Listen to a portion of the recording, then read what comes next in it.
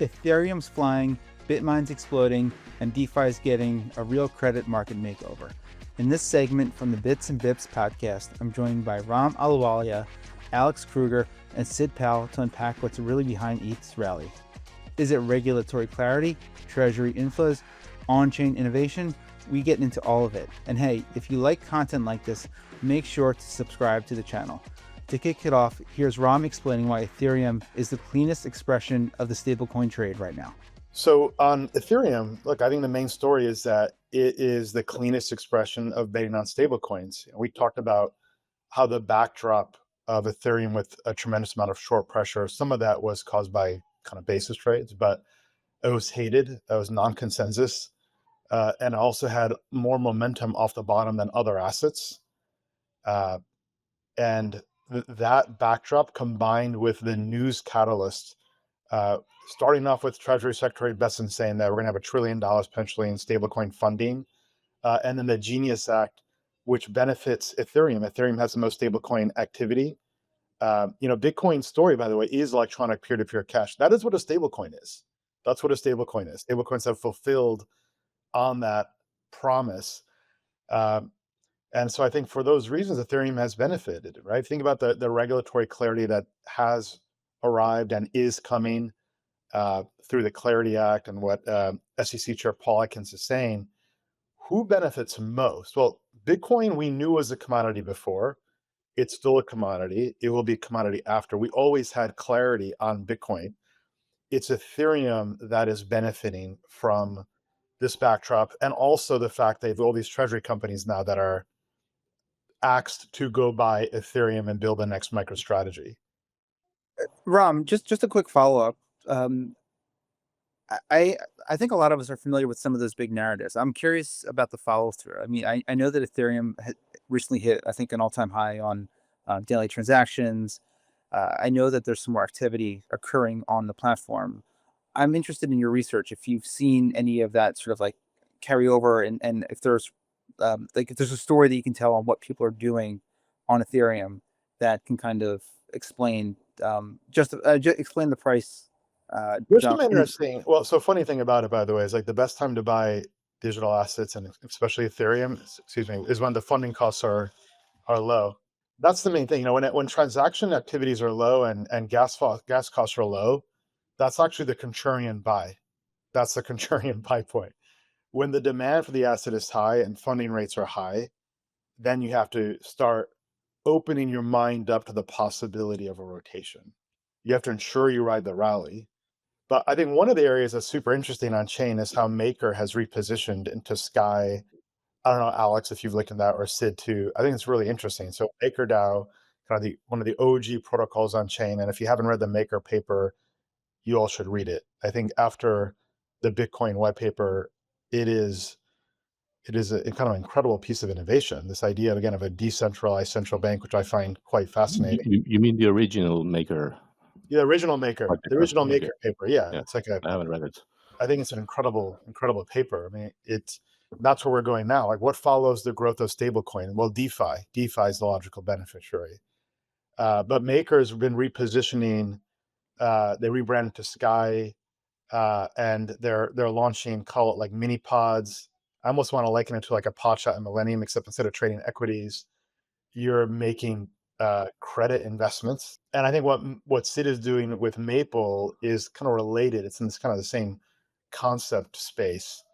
But that's what we're seeing, primarily on chain. I don't know, Alex, if you're seeing anything else on chain. I'm primarily looking at asset prices and funding rates, but on chain activity, I thought that was worth calling out.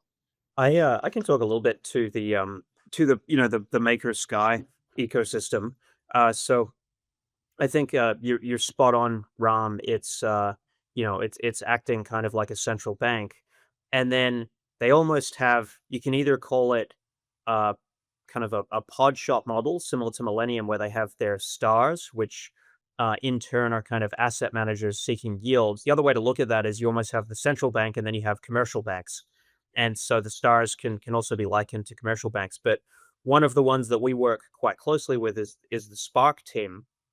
And they allocate on chain, and then that Maple actually has a partnership with them where they're one of our largest allocators into our syrup product. So we have about, call it, half a yard with them.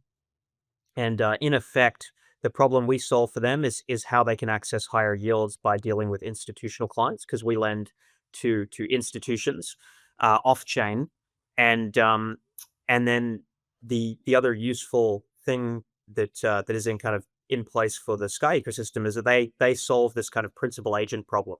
So if Sky was allocating directly to us, they can't be sure of the credit quality, but by having this intermediary that's almost like a fund manager, Spark, they're able to kind of address the principal agent problem. They keep us honest, and then we go and allocate. And if we're not performing up to scratch, they can always allocate elsewhere. But I think it is really one of the most interesting ecosystems on chain today.